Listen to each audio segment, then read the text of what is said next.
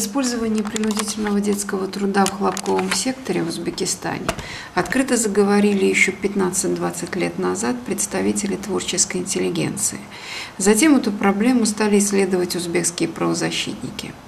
По оценкам Ассоциации права человека в Центральной Азии, в мониторинге по этой проблеме приняли участие более 60 узбекских правозащитников. Именно их активная позиция и позволила привлечь внимание международного сообщества. Под давлением международного сообщества в 2008 году Узбекистан ратифицировал Конвенцию 182 МОД о запрещении и немедленных мерах по искоренению наихудших форм детского труда. И известно, что намерен ратифицировать Конвенцию 138 МОД о минимальном возрасте. 12 сентября 2008 года был принят национальный план действий по выполнению принятых обязательств о мерах по реализации вышеназванных конвенций МОД. И в 11 пункте данного документа четко говорится о запрете отвлечения учащихся от учебного процесса. Ответственность за выполнение данных условий возложена на уполномоченные государственные ведомства. Однако уже 18 сентября был осуществлен массовый вывоз школьников на полевые работы по указанию глав региональных администраций. С согласия региональных подразделений Министерства народного образования и под контролем правоохранительных органов, которые присутствовали при сдаче хлопка, контролировали явку детей на сбор хлопка, следуя интересу. Это позволяет сделать вывод, что отчетливо административное вмешательство и участие школьной администрации являются основными механизмами, с помощью которых происходит использование принудительного детского труда в сельском хозяйстве, то есть это является государственной политикой. Ассоциация права человека в Центральной Азии провела во время хлопкового сезона 2008 года мониторинг в Кашкадаринской, Бухарской, Сырдарьинской, Наманганской и Ферганской областях. В Кашкадаринском районе собирали хлопок учащиеся Китапского района школы номер 23 имени Алишера Наваи. Расстояние между полем и их постоянным местожительством более 90 километров. Привлекались школьники 5 и 6 классов.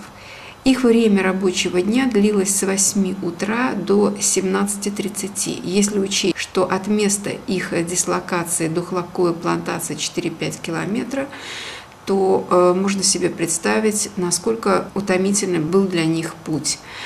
Никто из представителей правоохранительных органов не сопровождал детей. Кормили детей жидкой похлебкой. Есть кадры, которые свидетельствуют об этом. И видно, что к хлопковому сбору привлекались дети младших классов и чуть выше хлопчатника. Они жили в здании детского сада. Не всегда детям платили за собранный хлопок.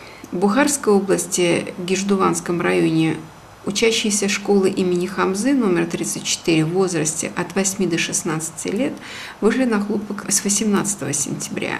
Все они живут вблизи дома. Они работали с 7 утра до 17:00. Их норма хлопка не устанавливалась. Они собирали сколько смогут. В Наманганской и Сырдарьинской области во время хлопкового сезона были проведены внеочередные родительские собрания, инициированные самими родителями, которые протестовали, чтобы их дети привлекались на сбор хлопка. В первые дни хлопкового сезона им власти уступали, но уже в октябре в адрес таких родителей начались серьезные угрозы, если они не прекратят препятствовать выполнению государственной задачи.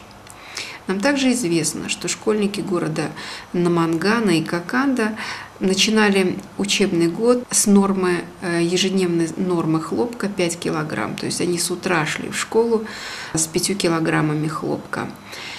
Информация об объеме урожая хлопка в последние годы является закрытой информацией, как и статистика детского травматизма, пищевых отравлений, полученных во время хлопкового сезона.